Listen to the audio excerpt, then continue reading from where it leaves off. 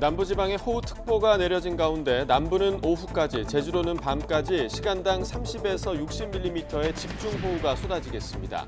경북 영주에서는 토사 유출과 저질의 침수로 도로가 통제됐고 경북 곳곳에는 홍수주의보와 산사태 경보도 내려졌습니다. 윤석열 대통령이 통일부 장관의 김영호 교수를, 문체부 2차관의 역도스타 장미란 교수를 발탁했습니다. 대통령실 비서관 5명도 부처로 전진 배치해 개혁 추진에 박차를 가하겠다는 의지를 나타냈습니다. 대장동 50억 클럽 의혹의 핵심 인물로 꼽히는 박영수 전 특별검사에 대한 구속영장이 기각됐습니다. 비슷한 의혹을 받는 곽상도 전 의원 부자에 대한 수사도 차질이 불가피해졌습니다. 노동계가 복귀하면서 내년도 최저임금 논의가 밤늦게까지 이루어졌지만 노사 간 입장차를 좁히지 못했습니다. 결국 법정 기한을 지키지 못하고 다음 달 4일 논의를 이어가기로 했습니다. 후쿠시마 오염수 방류를 앞두고 소금 품귀 현상에 가격이 급등하자 관련 사기도 등장했습니다. 소금 생산업체를 사칭해 국산 천일염을 싼 값에 판다고 한 뒤 돈만 받고 잠적했습니다. 영아 2명을 살해하고 유기한 혐의를 받는 친모가 오늘 검찰의 구속 상태로 넘겨집니다. 친모에게는 영아 살해죄 대신 살인죄와 사체 은닉죄 등 혐의가 적용됐고 남편은 방조 혐의로 입건됐습니다. 시청자 여러분 안녕하십니까? 6월 30일 금요일 굿모닝 YTN 2부 시작합니다. 어젯밤 서해에서 들어온 비구름이 한반도를 지나면서 경상 내륙과 남부 일부 지역에 폭우가 쏟아졌습니다. 경북 영주 지역이 특히 큰 피해를 봤는데 공사장 흙이 휩쓸려 내려와 아파트 옆 도로를 덮치는 일도 발생했습니다. 밤사이 비 피해 소식 강민경 기자가 전해드립니다. 차들이 바퀴도 잘 보이지 않을 정도로 흙더미에 잠겨 있습니다. 구급대원은 물론 중장비까지 와서 도로를 가득 덮은 흙을 파내보지만 역부족입니다. 어젯밤 10시 반쯤 경북 영주 상망동에 있는 한 아파트 옆 도로 현장입니다. 밤부터 내린 강한 빗줄기로 아파트 근처 공사장에 흙이 쏟아졌습니다. 다친 사람은 없었지만 차량 5대가 고스란히 흙더미에 파묻혀 영주시청은 밤샘 복구 작업을 진행했습니다. 비슷한 시간 시내 한복판 도로가 마치 흙탕물이 흐르는 하천처럼 변해버렸습니다. 어젯밤부터 내린 거센 비로 저지대에 있던 영주우체국 근처 도로 500m가량이 물에 잠겼습니다. 인명피해는 없지만 경찰이 안전을 위해 양방향 도로를 통제하며 시민들이 불편을 겪어야 했습니다. 시간당 10에서 40mm 사이의 강한 비에 경북과 충북 곳곳에 산사태 우려도 나왔습니다. 새벽 5시 기준 경북 안동에는 산사태 경보가, 충북 충주와 제천, 단양에는 산사태 주의보가 발령됐습니다. 산림청은 급경사지 등 위험지역 주변 주민과 방문객을 상대로 산행을 금지하고 주의를 당부했습니다. YTN 강민경입니다. 충남 서산과 태안에 1시간에 60mm가 넘는 폭우가 쏟아지는 등 충청 지역에도 많은 비가 내렸습니다. 다세대 주택 지하실이 침수되고 도로를 지나던 차들이 갑자기 불어난 빗물에 잠기는 등 피해가 잇따랐습니다. 보도에 양동훈 기자입니다. 대전 중구에 있는 한 다세대 주택 지하실이 시커먼 물로 가득 찼습니다. 작은 양수기 한 대가 힘겹게 돌아가며 물을 계속 빼냅니다. 쏟아진 비에 지하실이 잠기면서 청소용과 온갖 잡동사니들이 물리로 둥둥 떠다니고 있습니다. 주민은 며칠 전부터 이어진 비에 지하실에 물이 조금씩 차다가 이번에 완전히 잠겨버렸다고 설명했습니다. 그저께 비가 왔을 때 한 무릎 밑에까지 찼다가 오늘 갑자기 막 아까 그 폭우가 쏟아졌잖아요. 그때 이제 한 정강이까지 올라왔죠. 그래서 이제 급하게 이제 119에 전화해서. 비는 충남 서해안 지역에 집중됐습니다. 특히 서산과 태안에는 1시간에 60mm가 넘는 집중호우가 쏟아졌습니다. 서산시 갈산동에서는 굴다리 아래를 지나던 화물차가 불어난 빗물에 갇혀 차에 타고 있던 2명이 긴급 구조됐습니다. 태안군 인평리에서도 화물차 2대가 물에 잠겼지만 다행히 인명피해는 없었습니다. 충남소방본부에 도로 침수와 나무 쓰러짐 등 40건 넘는 신고가 접수됐고 대전소방본부에도 담벼락 쓰러짐 같은 호우 피해 신고가 이어졌습니다. YTN 양동훈입니다. 중부지방에는 어제 하루 시간당 50에서 70mm의 집중호우가 쏟아졌습니다. 팔당댐 방류가 본격 시작됐고 청계천과 한강수변공원 출입도 통제됐습니다. 오늘은 남부지방에 최고 250mm의 폭우가 예고돼 2차 피해가 우려됩니다. 보도에 정혜윤 기자입니다. 커다란 굉음과 함께 하얀 거품을 동반한 물줄기가 무서운 기세로 쏟아져 내립니다.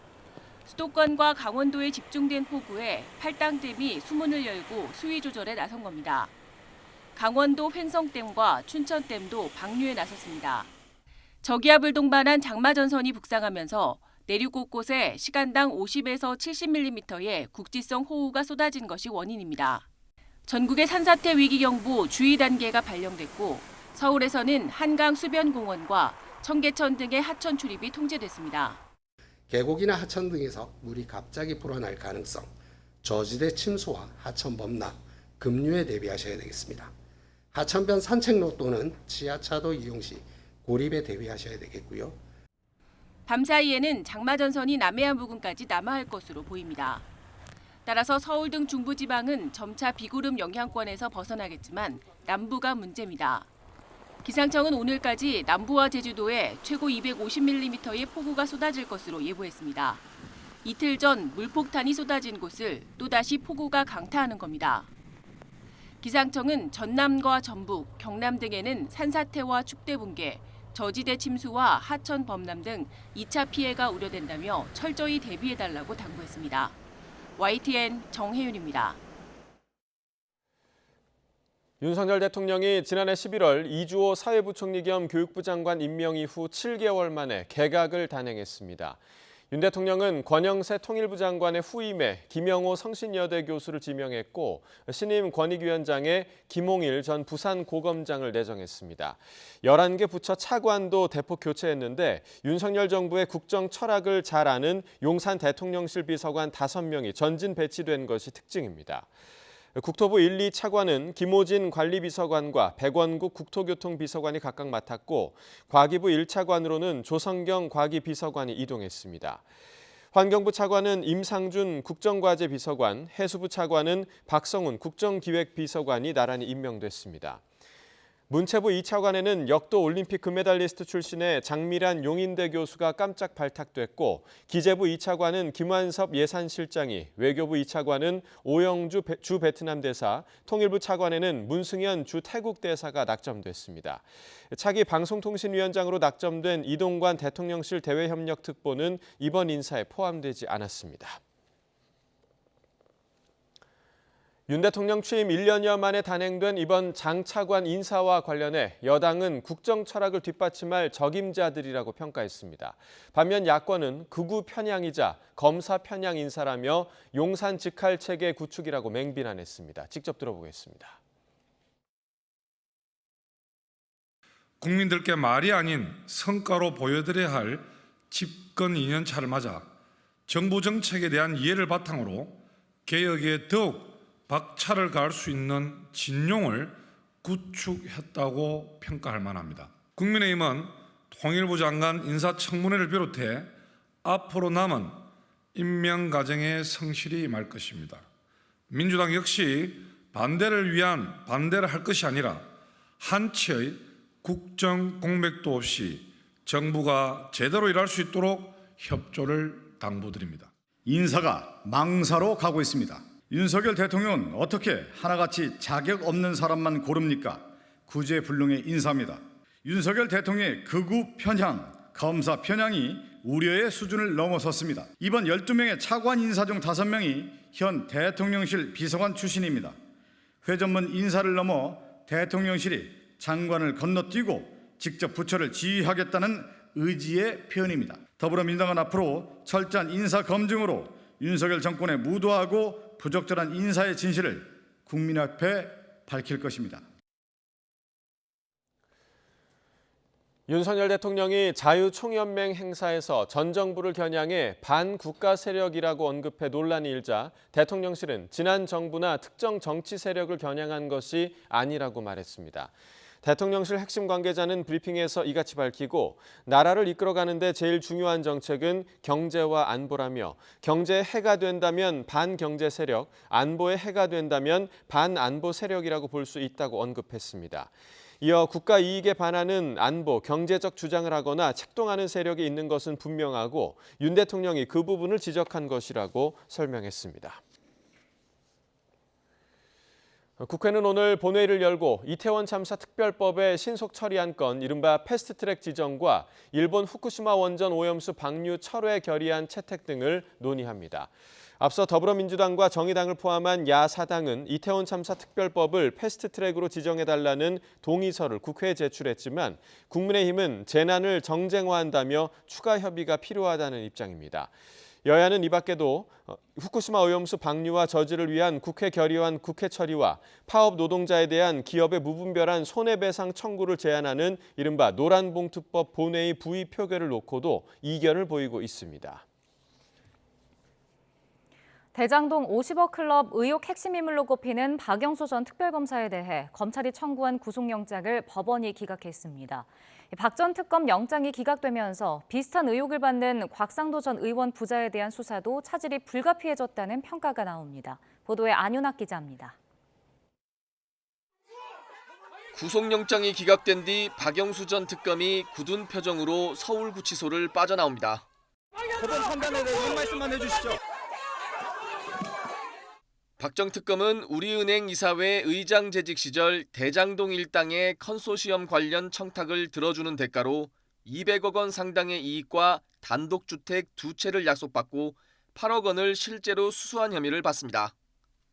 앞서 3시간 넘게 이어진 영장심사에서 검찰과 박 전 특검 측은 치열한 공방을 벌였습니다. 검찰은 PPT 220여 장을 제시하며 박 전 특검 혐의를 입증하는 데 주력했습니다.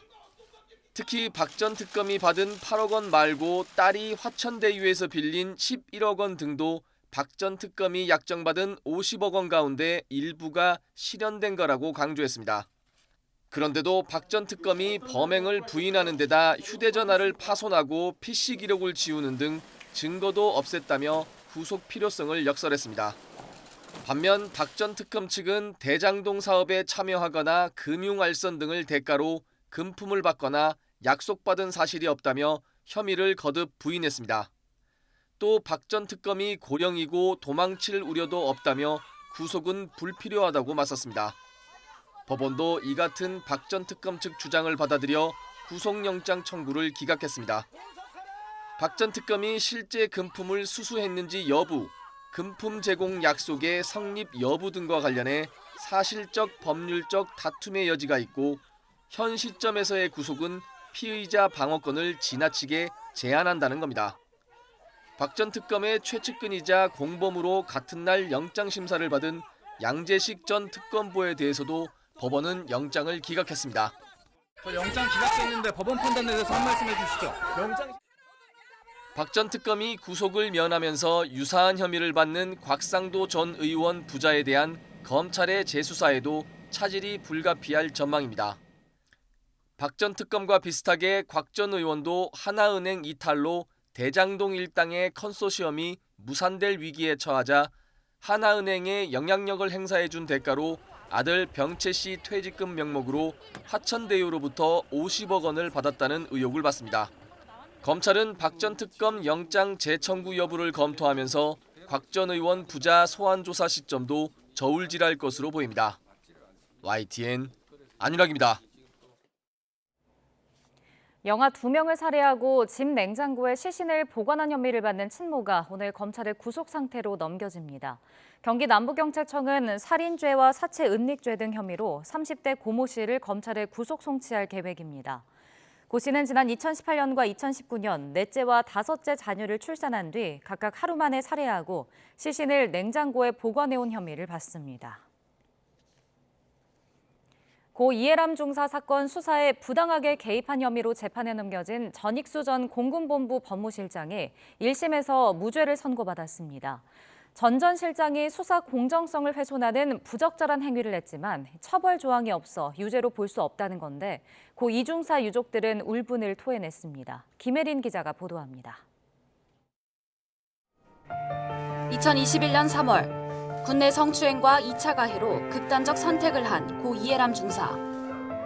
부실한 초동 수사로 결국 특검이 가동됐고 전익수 전 공군본부 법무실장에겐 징역 2년이 구형됐습니다. 이 중사 사건 보안 정보를 자신에게 전달한 군무원에게 구속영장이 청구되자 전 전 실장이 군 검사에게 전화를 걸어 추궁하는 등 위력을 행사한 혐의가 적용됐습니다. 이에 대해 1심 재판부는 전 전 실장이 몰래 녹취까지 해 수사 내용을 알아내려 했다며 수사 공정성과 신뢰성을 현저히 훼손했다고 질타했습니다. 다만 매우 부적절한 행위가 정당화되고 유사한 행동이 반복될까 우려스럽다면서도 전 전 실장을 처벌할 수는 없다고 판단했습니다. 적용된 법조항이 증인과 참고인을 위한 것일 뿐 위력 보호 대상에 검사는 포함되지 않아 죄를 물을 수 없다는 겁니다. 사실상 마땅한 처벌 조항이 없어 혐의가 인정되지 않은 건데 유족들은 재판부 판결에 울분을 토해냈습니다. 법이 없어 무죄란 결과를 받아들일 수 없다며 국회에 관련 입법을 촉구했습니다. 우리 예람이를 위해서 특검법을 여야 이념에 관계없이 순수하게 예람이를 도와주신 여야 국회의원님들께 간곡하게 부탁드립니다. 이와 별도로 국방부가 전 전 실장의 계급 강등 조치 효력을 정지한 법원 결정에 불복해 낸 항고도 기각돼 전 전 실장은 예비역 장군 신분을 유지했습니다. 앞서 국방부는 고 이중사 사건 수사를 제대로 지휘하지 않았다며 전 전 실장을 준장에서 대령으로 강등했지만 강등 처분 효력 정지 신청이 받아들여져 전 전 실장은 준장 신분으로 전역했습니다. YTN 김혜린입니다. 대낮에 만취 상태로 운전대를 잡아 3명의 사상자를 낸 20대 운전자가 구속됐습니다. 수원지방법원은 도주치사와 음주운전 혐의를 받는 25살 임모 씨에 대해 도주 우려가 있다며 구속영장을 발부했습니다.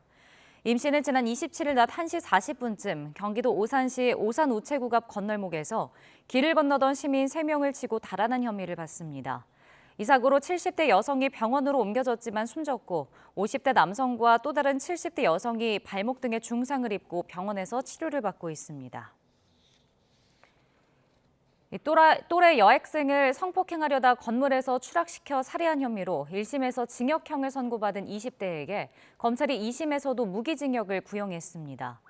검찰은 어제 서울 고등법원에서 열린 A씨의 결심 공판에서 1심과 같은 무기징역을 선고해달라고 재판부에 요청했습니다. A씨는 지난해 7월 15일 새벽 인천 인하대학교 단과대 건물에서 또래 여학생을 성폭행하려다 추락시켜 살해한 혐의로 구속 기소됐습니다.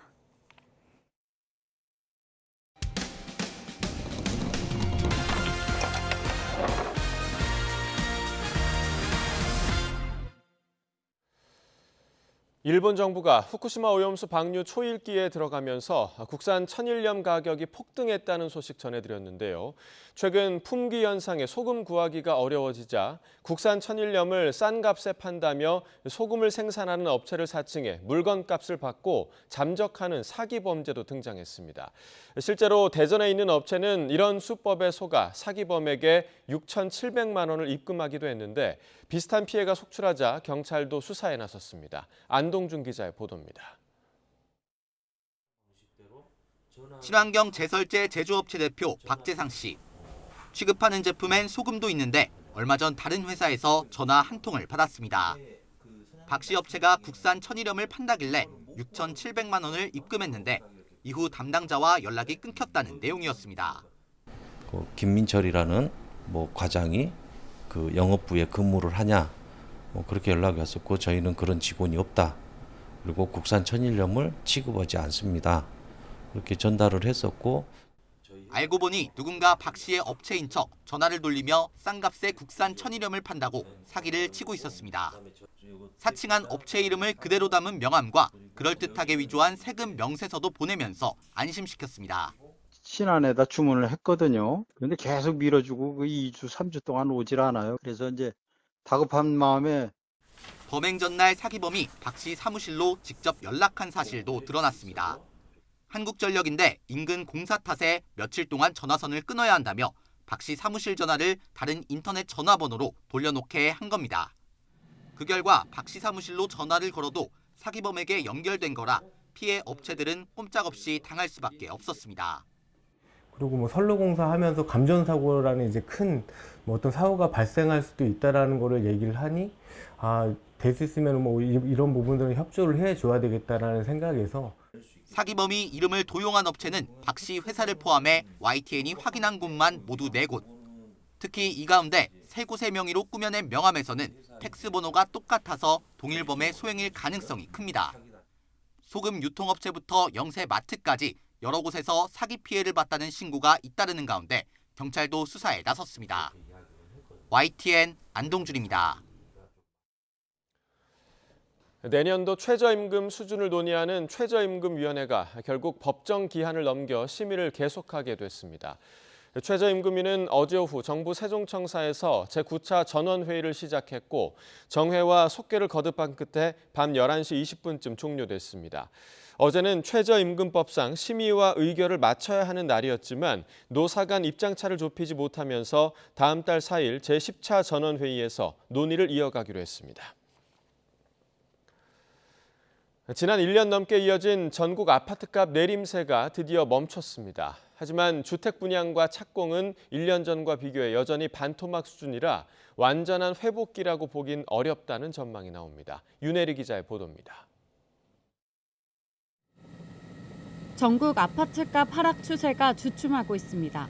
6월 넷째 주 전국 아파트 가격은 지난주 0.01% 하락해서 보합으로 돌아섰습니다.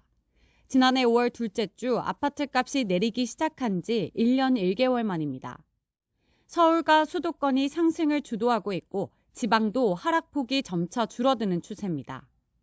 하지만 부동산 시장이 완전한 회복기에 접어들었다고 보긴 어렵다는 전망이 나옵니다.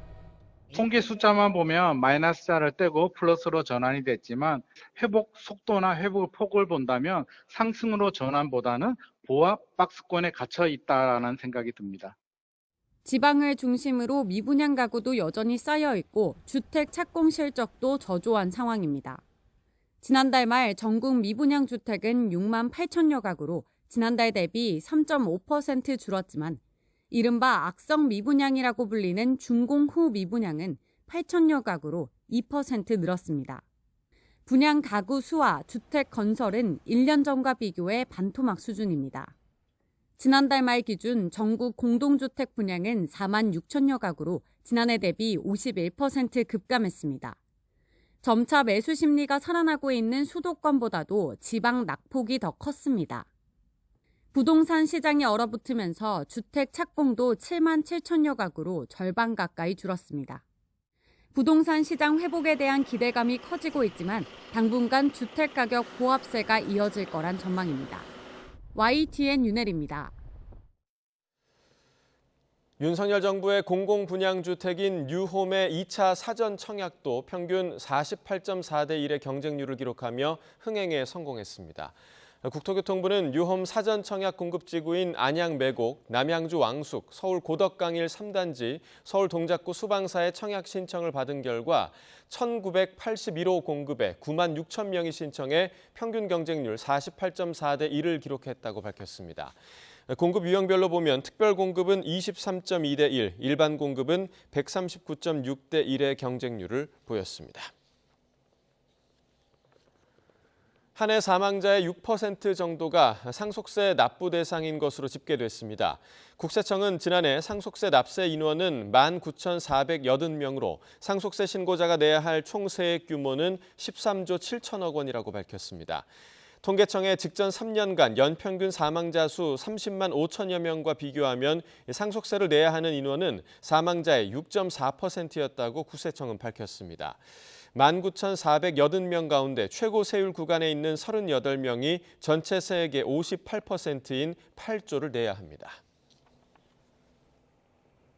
경기 화성 동탄 신도시 일대에서 전세 사기를 벌인 혐의를 받는 임대인과 중개인 6명이 재판에 넘겨졌습니다. 박 씨 부부와 지 씨 부부는 지난 2020년부터 올해 초까지 동탄 신도시의 오피스텔 각각 268채, 43채를 사들인 뒤 전세 계약을 맺은 임차인들에게 보증금을 돌려주지 않은 혐의를 받습니다.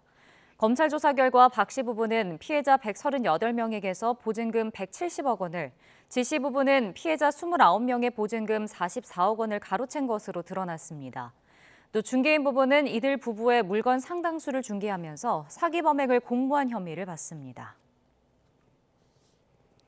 태어난 지 닷새 만에 신생아실에서 두개골이 골절돼 3년 넘게 의식불명에 빠져있던 아이가 소중한 생명을 나누고 세상을 떠났습니다. 간호사로부터 상습 학대당한 피해자의 이름을 따 아영이 사건으로 불렸는데 우리 사회에 어떤 의미를 남겼는지 차상은 기자가 취재했습니다.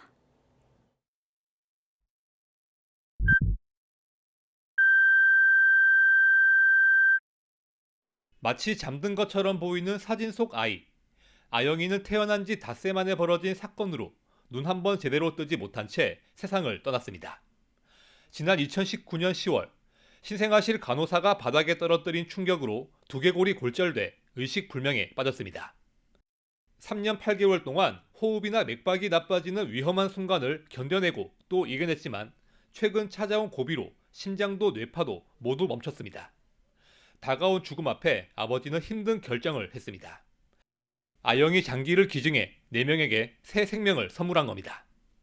아이가 이제 세상에 태어나서 어떤 의미 있는 행동, 어떤 삶의 의미를 좀 찾았으면 좋겠기도 하고 다른 사람 몸에서라도 좀 더 삶을 이어나갔으면 좋겠다. 아영이를 떨어뜨린 간호사는 신생아들 얼굴을 치는 등 상습 학대한 혐의까지 더해져 재판에 넘겨졌고 지난달 징역 6년형이 확정됐습니다. 가해자는 지금까지 사과 한 번 없었습니다. 당시 사건이 알려지자 신생아실의 CCTV를 의무적으로 설치하는 법안이 발의됐지만 시간이 지나면서 없던 일이 됐습니다. 잠든 모습이라도 괜찮으니 아이를 만나는 게 좋았던 아버지. 힘든 결정 끝에 딸에게 마지막 인사를 건넸습니다. 작은 몸에 갇혀서 힘들었는데 이제 자유롭게 하늘을 날아다녔으면 좋겠다. 네, 사랑한다. 이 말을 꼭 전해주고 싶네요.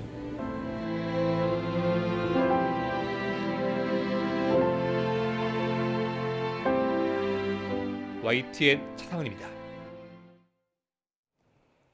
내일부터 서울 종로구 북촌 한옥마을에서 외국인을 위한 관광경찰대가 운영됩니다.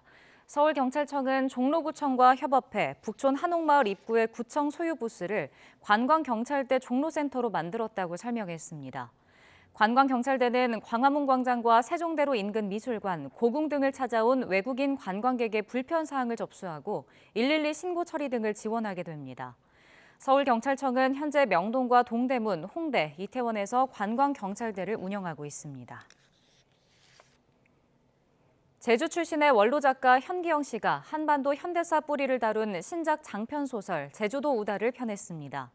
현 작가는 기자간담회를 열고 4년 동안 지필에 매달렸다며 이번 작품은 제주 4.3 사건으로 희생된 3만 원혼에 바치는 공물이라고 소개했습니다. 그러면서 4.3은 너무 참혹해서 그대로 묘사할 수가 없다며 참사를 완화하기 위해 젊은이들의 열정과 연애, 사랑 이야기도 넣었다고 설명했습니다.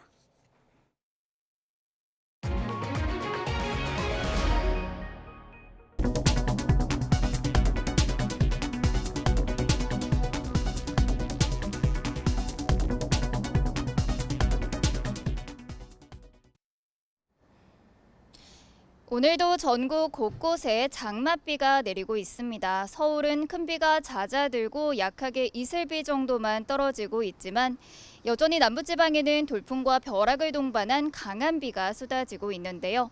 남부지방은 오늘 오후까지, 제주도는 내일 새벽까지 시간당 30에서 60mm의 매우 강한 비가 집중되겠습니다. 추가적인 비 피해 없도록 각별히 주의하셔야겠습니다.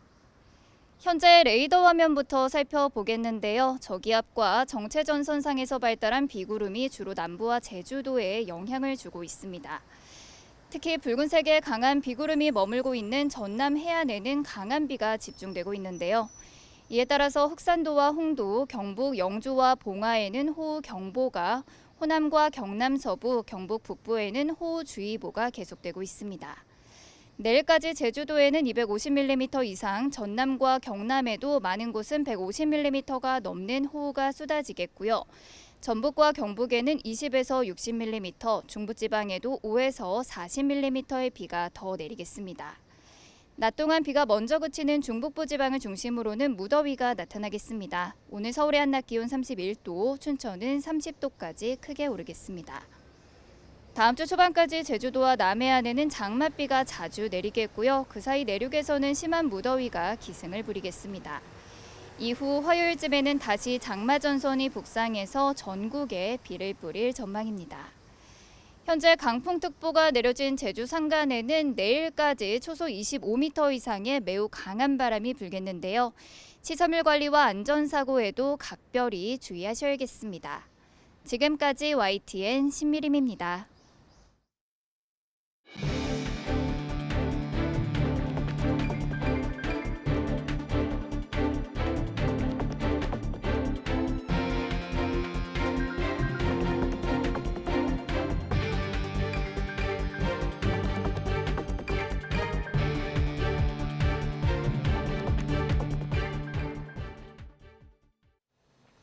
어제 윤석열 대통령이 대규모 장차관 인사를 단행한 가운데 통일부 장관에 발탁된 김영호 후보자의 북한 체제의 전복이나 극우적 인식을 담은 과거 발언들이 논란이 되고 있습니다. 북핵 문제 해결은 체제 파괴로만 가능하다거나 우리 대법관들이 반일 종족주의에 사로잡혀 있다는 등의 발언이 문제가 되고 있는데 김 후보자는 청문회를 통해 답변하겠다고 밝혔습니다. 김철희 기자의 보도입니다. 윤석열 정부 두 번째 통일부 장관 후보자로 지명된 김영호 교수는 오랜 기간 뉴라이트 활동에 참여해왔습니다. 유튜브 채널도 운영하면서 대북 강경 발언을 이어왔습니다. 북한 내부로 군사적인 압력이 강화되게 될 경우 김정은과 군부 사이에 이러한 불안정한 공생관계도 언제든지 깨질 가능성이 굉장히 높다. 인터넷 매체 기고문에서는 북핵 문제 해결을 위해선 전체주의 체제가 파괴돼야 한다는 등 김정은 정권 붕괴 필요성을 강조하기도 했습니다. 2019년 문재인 정부 때 북한이 단거리 미사일을 발사하자 한반도 핵전력 배치를 주장했고 미국이 중거리 핵 전력을 한반도에 남한에 적극적으로 배치해야만이 지금 남북한 사이의 군사 균형이 유지되고 지난 2020년에는 극우 성향 유튜브에도 여러 차례 출연하면서 북한 정권을 맹비판했는데 후보자 지명을 앞두고 해당 영상들은 모두 비공개로 전환됐습니다. 역사인식도 논란입니다. 2018년 대법원의 일제 강제동원 배상 판결에 대해 우리 대법관들이 반일 종족주의에 사로잡혀 있다고 비난했습니다. 반일 종족주의적인 그 생각에 사로잡혀 있는 거예요. 이거는 정상적인 교육을, 법률 교육을 받은 법관들이 이 10위권의 경제 대국을 자랑하는 대한민국의 법관들이 썼다고 볼 수 없는 판결문입니다.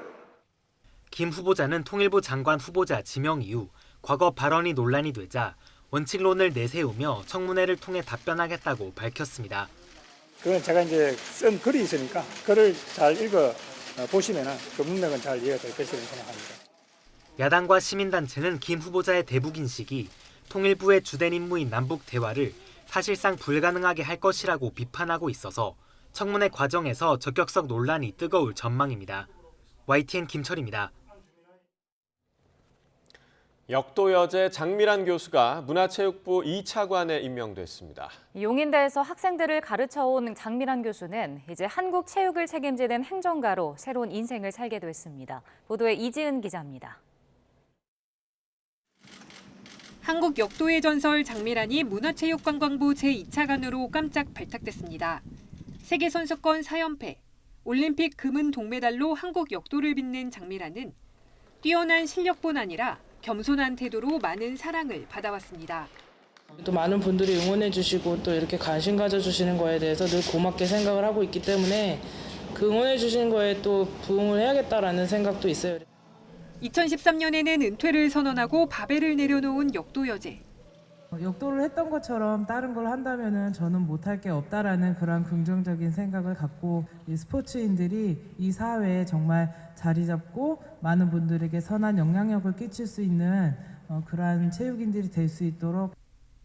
현역 시절에도 공부하는 선수였던 장미란은 2016년 용인대 체육학과 교수로 임용돼 강단에 섰습니다. 은퇴 후에도 역도와 후배들에 대한 관심은 여전했습니다. 홀가분하게 볼 줄 알았는데 되려 지난번에 왔을 때 이렇게 좀 후배들이 하는 걸 보니까 더 긴장이 되고 저 시합할 때보다 더 떨리는 것 같아요. 2012년에는 장미란 재단을 설립해 비인기 종목 선수와 꿈나무들을 꾸준히 후원하는 공익 활동을 펼쳤습니다. 대통령실 관계자는 장미란이 현장과 이론을 겸비했고 새 바람을 불어넣었으면 좋겠다는 취지에서 이뤄진 인선이라고 설명했습니다. 최연소 타이 기록을 세운 장미란 신임 차관은 페어플레이 정신은 공정, 상식과 일맥상통하다면서 정부의 국정 철학 실현을 위해 최선을 다하겠다고 소감을 밝혔습니다. YTN 이지은입니다.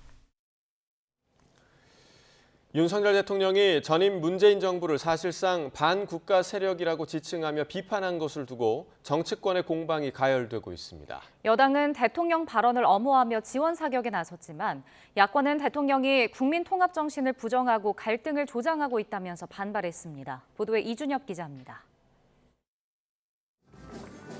문재인 정부를 사실상 반국가 세력으로 지칭한 윤석열 대통령의 날선 발언 다음 날 여야 공방은 더욱 격해졌습니다.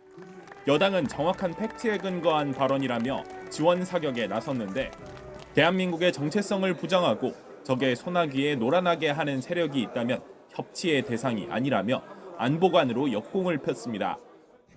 대통령께서 하신 발언은 정확한 팩트에 근거한 것이기 때문에요. 민주당이 거기에 대해서 반발한다는 것 자체를 저는 이해할 수가 없습니다. 또 민주당 반발은 오히려 전 정부의 외교 안보 정책이 총체적으로 실패한 탓이라며 도둑이 제발저린 것이라 일축했습니다. 5년 내내 북한이나 중국의 눈치 보는 것보다 국민의 생명과 재산을 보호하는 게 모든 가치가 돼야 되는데 그 우선순위 헌법적 의무에 대해서 반면 민주당은 윤 대통령이 국민 통합을 정면으로 부정하고 있다고 일제히 반발하고 나섰습니다. 대결과 갈등을 부추겨 정치적 이익을 얻는 건 대통령이 할 일이 아니라면서 자중해야 한다고 꼬집었습니다. 대결과 갈등을 부추겨서 정치적 이익을 획득하는 것은 대통령이 할 일이 아닙니다. 야당들조차도 그렇게 하지는 않습니다. 특히 문재인 정부 청와대와 내각 출신 의원들이 당시 한반도 정책의 정당성을 강조하며 비판에 앞장섰습니다. 국회 제1당이 반국가 세력이면 대한민국 국회도 반국가 세력이 접수했다는 말입니까? 윤 대통령의 논란이 된 발언에서 가짜뉴스 괴담을 언급한 것을 놓고 민주당의 오염수 반대를 겨냥한 것이란 해석도 나오는 가운데 오염수 공방에서 안보 공방으로까지 여야의 양보 없는 대치 전선은 확대되는 양상입니다. YTN 이준엽입니다. 국회 법제사법위원회 전체 회의에서 여야가 대법원의 파업 손해배상 책임 개별 산정 판결과 감사원의 전현희 전 국민권익위원장에 대한 감사보고서 위법성 논란을 놓고 공방을 벌였습니다. 국민의힘 의원들은 대법원 판결은 손해배상 소송에서 피해자인 기업 측을 지금까지 판례보다 훨씬 더 어렵게 만드는 판결이라고 지적하면서 관련 판결을 노란봉투법 판결이라고 지칭해 비판했습니다. 민주당 의원들은 감사원 사무처가 전현희 전 권익위원장에 대한 감사 결과 보고서를 임의로 수정한 뒤 최고 의결기구인 감사위원회 결재 없이 일반에 공개했다는 점 등을 지적하며 감사원에 대한 국정조사를 주장했습니다. 해군이 어제 이함대 사령부에서 안상민 이함대 사령관 주관으로 제2연평해전 21주년 승전 기념식을 개최했습니다. 승전 기념식에는 고 서후원 중사 아버지인 서영석 유가족 회장을 비롯한 전사자 유가족과 참전 장병, 이종섭 국방부 장관 등 300여 명이 참석했습니다. 또 국민의힘 김기현 대표, 더불어민주당 이재명 대표, 국회 국방위원회 한기호 위원장 등도 자리를 함께했습니다. 행사는 개식사를 시작으로 국민일회 유가족 회장 격려사, 승전 기념 공연, 결의문 낭독, 해군가 재창 순으로 진행됐습니다. 윤석열 대통령은 제2연평해전 승전 21주년을 맞아 대한민국은 6분 용사의 희생과 헌신을 잊지 않을 것이라고 밝혔습니다. 윤 대통령은 페이스북에 21년 전 어제 북한군의 기습 공격을 맞은 우리 해군은 죽음을 각오하고 NLL을 사수했다면서 고 윤영아 소령과 5분의 용사들이 이뤄낸 승전의 역사라고 적었습니다. 그러면서 마지막 순간까지 조종관과 방아쇠를 놓지 않고 임무를 완수했던 그들이 진정한 영웅이라고 기렸습니다. 유엔 안전보장이사회 비상임이사국이 된 우리나라가 북한 인권 침해를 안보리 주요 의제로 논의해야 한다고 밝혔습니다. 그러면서 북한이 자행하는 반인도 범죄의 최대 피해자는 한국인이라고 강조했습니다. 이종수 기자입니다. 한국과 일본, 미국, 호주, 유럽연합 EU가 공동 주최한 북한 납치 문제에 대한 온라인 유엔 심포지엄. 황중국 주유엔 대사는 윤석열 정부는 보편적 가치와 규범 중심 기조하에 북한 인권 문제에 적극적인 입장을 견지하고 있다며 북한 인권 침해를 안보리 주요 의제로 다룰 것이라고 밝혔습니다. The Republic of Korea as a Security Council member will redouble its efforts to bring this issue into the spotlight in the Council. 황 대사는 북한의 전체주의적 억압 체제는 북한 핵 개발 문제와 상호 불가분 관계로 국제 평화와 안보에 위협이 되고 있다고 말했습니다. 특히 북한의 반인도 범죄 최대 피해자는 한국인이라고 강조했습니다. The Republic of Korea remains the country most affected by human rights violations by the DPRK, including abductions, which have occurred over a long period of time.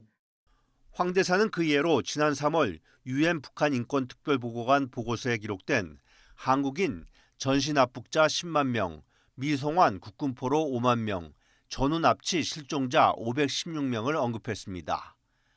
일본 측은 북일 정상회담 개최 의지를 거듭 밝혔습니다. The Prime Minister has made clear that he is determined to directly face Chairman Kim Jong-un without any conditions attached. 주 유엔 유럽연합 대사는 안보리가 북한 인권 문제를 공식 의제로 삼아야 한다며 우리 정부를 지지했습니다. YTN 이종수입니다. 송두환 국가인권위원장이 출생 미등록 아동의 비극적 사망 사건이 되풀이되지 않도록 해야 한다며 출생 통보제를 법제화해야 한다고 지적했습니다. 송 위원장은 어제 성명을 내고 지난 2017년 인권위가 출생 통보제 도입을 권고하고 6년이 지나도록 법제화가 되지 않았다며 조속히 법제화해달라고 국회에 촉구했습니다. 또 송 위원장은 사회적, 경제적 위기에 놓인 산모가 병원에서 익명으로 출산한 아동을 국가가 보호하는 보호출산제에 대해서는 출생 아동의 알 권리를 침해한다는 우려가 있어 심도 있는 논의가 필요하다고 밝혔습니다. 민주당 의원들과 일부 시민사회단체는 익명 출산을 보장하는 보호출산제에 대해 부작용 등을 보완할 수 있는 추가 논의가 필요하다고 주장했습니다. 민주당 신현영 의원은 어제 국회 기자회견에서 어려운 상황에서도 아이를 원 가정에서 양육할 수 있는 국가적 책임이 있어야 익명 출산을 조장하는 사회적 분위기를 최소화할 수 있다며 이같이 밝혔습니다. 함께 기자회견장에선 시민단체들은 지금 논의되는 보호출산제는 아동이 자신의 정체성에 대한 권리를 보장받아야 한다는 유엔 아동권리협약에 위반된다면서 추가적인 보완을 요구하며 사실상 반대 입장을 폈습니다. 대기업의 문어발 확장과 사익 추구를 막기 위한 대기업 집단 지정제도의 기준점은 총수, 즉 동일인이 누구인가 하는 점입니다. 2세 경영이 많아지고 다양한 기업 지배 구조가 등장하면서 논란이 잇따르자 공정거래위원회가 처음으로 동일인 판단 기준을 명문화했습니다. 보도에 이승은 기자입니다. 동일인은 대기업 집단 지정제도의 기준점입니다. 동일인이 누구인지 지정돼야 계열사 범위와 특수관계인이 확정돼 자료 제출 의무 등 각종 규제 범위가 결정됩니다. 하지만 다양한 지배구조의 기업이 탄생하고 2세 경영권 승계가 잇따르면서 매년 5월 공정위에 기업 집단과 동일인 지정 발표를 두고 논란이 잇따랐습니다.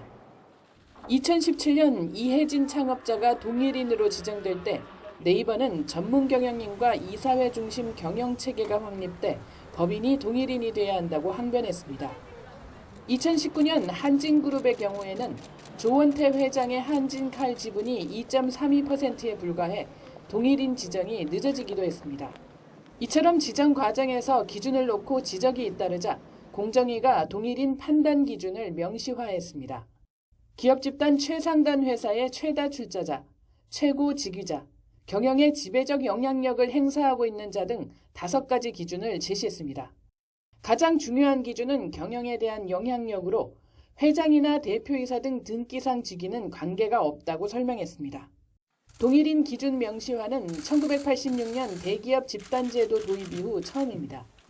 공정위는 다만 미국 국적의 쿠팡 김범석 의장의 경우 동일인으로 볼 만한 실질을 갖추고 있지만 통상 마찰 가능성 때문에 산업부와 협의하고 있다고 밝혔습니다.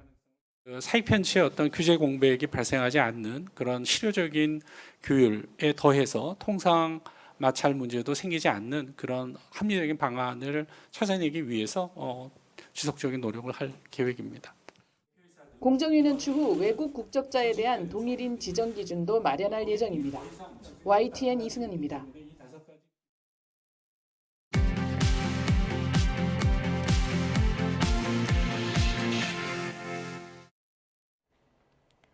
이 시각 세계는입니다. 프랑스 파리 외곽에서 교통검문을 피하려던 10대 청년에게 총을 쏴 숨지게 한 경찰이 결국 살인 혐의로 기소됐습니다. 프랑스 곳곳에선 경찰의 인종차별을 항의하는 격렬한 시위가 계속됐습니다. 이만수 기자입니다. 프랑스 파리 외곽 낭테르 거리, 자동차 한 대가 시뻘건 화염에 휩싸였습니다. 알제리계로 알려진 17살 청년 나엘이 경찰이 쏜 총에 맞아 숨진 데 대한 분노는 더 격렬해졌습니다. Sûr, j'ai peur pour mes 4 garçons. Ouais. J'ai peur pour la suite, comment ça va se passer. J'aimerais bien que ça s'arrête et que ça arrive plus, en fait, parce que c'est pas possible de mourir comme ça gratuit. Et j'aimerais pas que ça arrive à mes enfants. Mon plus grand. 관공서까지 시위대의 표적이 되고 경찰도 부상자가 속출하자 마크론 대통령은 폭력은 정당화할 수 없다고 엄포를 놨습니다. 일부 지역에서는 대중교통 야간 운행을 중단하고 통행 금지령까지 내렸지만 성남 민심은 여전합니다. 배달기사로 일하던 아들을 허망하게 잃은 어머니도 의연히 시위대 한복판에 섰고 나엘을 위한 정의 구현이 선명히 적힌 티셔츠는 더는 인종차별을 묵과할 수 없다는 시민들의 요구이자 다짐입니다. Sans raison. Donc voilà, le racisme dans la police tue et ils sont beaucoup trop nombreux à courir après l'extrême droite et à avoir ces idées-là. Donc ouais, stop. 추모와 애도, 시위와 항의가 잇따르는 가운데 프랑스 검찰은 총을 쏜 경찰에게 살인 혐의를 적용해 기소했습니다. 실제 해당 경찰은 나엘 군이 달아나려 하자 총을 쐈다고 주장했지만 SNS에 올라온 영상에는 자동차가 출발하자 방아쇠를 당기는 장면만 담겼습니다. Et des éléments recueillis, le parquet considère que les conditions légales d'usage de l'arme ne sont pas réunies. 프랑스 검찰은 또 나엘 군이 운전한 차량에서 마약이나 위험한 물건도 발견되지 않았다고 설명했습니다. YTN 이만수입니다. 미국 연방대법원이 소수인종 우대 입학 제도와 관련해 위헌 결정을 내린 데 대해 조 바이든 대통령은 중대한 진보를 되돌리는 것이라며 강력히 반대한다고 밝혔습니다. 바이든 대통령은 백악관에서 기자회견을 열고 대법원이 판결할 수는 있지만 미국이 상징하는 것을 바꿀 수는 없다면서 이같이 말했습니다. 반면 이에 대해 공화당 소속인 도널드 트럼프 전 대통령은 능력에 기반을 둔 제도로 돌아가는 것이라고 환영했습니다. 트럼프 전 대통령은 대법원 판결 이후 자신의 SNS에 미국을 위해 훌륭한 날이며 이것이 옳은 길이라면서 이같이 밝혔습니다. 러시아는 최근 우크라이나 동부 도시 식당이 러시아의 공습을 받아 최소 12명이 숨진 사건과 관련해 당시 공격을 통해 우크라이나 장성과 장교 수십 명을 제거했다고 주장했습니다. 러시아 국방부는 우크라이나 동부 도네츠크주의 크라마토르스크에 대한 공습은 우크라이나군 임시사령부를 겨냥한 고정밀 타격이었다며 이같이 밝혔습니다. 미 노스캐롤라이나주 샬럿 더글러스 국제공항에 델타항공 소속 여객기 한 대가 랜딩 기어를 제대로 펼치지 못한 채 비상 착륙했습니다. 애틀란타에서 출발한 이 여객기에는 승객과 승무원 등 101명이 탑승한 상태였는데 다행히 인명 피해는 없는 것으로 알려졌습니다. 공항 측은 델타항공의 기계적 문제로 랜딩 기어 일부가 펴지지 않은 채 동체로 착륙하는 상황이 발생해 활주로가 폐쇄됐다고 밝혔습니다. 스위스 제네바 국제공항이 공항 근로자들 파업으로 항공편 운항에 차질이 발생할 수 있다고 긴급 공지했습니다. 제네바 국제공항 대변인은 현지 시간 29일 AFP-통신에 스위스 시간 기준 30일 오전 6시부터 10시 사이 항공편 운항이 없을 것이며 이로 인해 승객 8,000명가량이 피해를 볼 것이라고 밝혔습니다. 지금까지 이 시각 세계는이었습니다.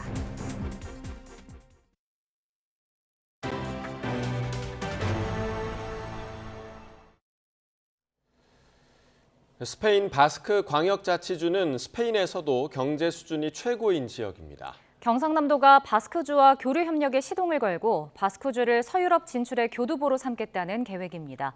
박종혁 기자가 스페인 현지에서 동행 취재했습니다. 스페인 북부 바스크 광역자치주의 주요 도시 가운데 하나인 빌바오시. 도시를 가로지르는 네르비온 강가에 반짝이는 건물 구겐하임 미술관이 눈에 들어옵니다.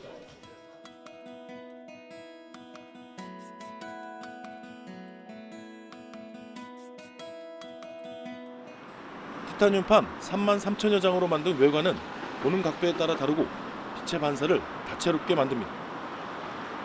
1970년대 이후 쇠락하던 도시에 미술관을 세워 도시 재생의 핵심으로 삼았다는 평가를 받습니다.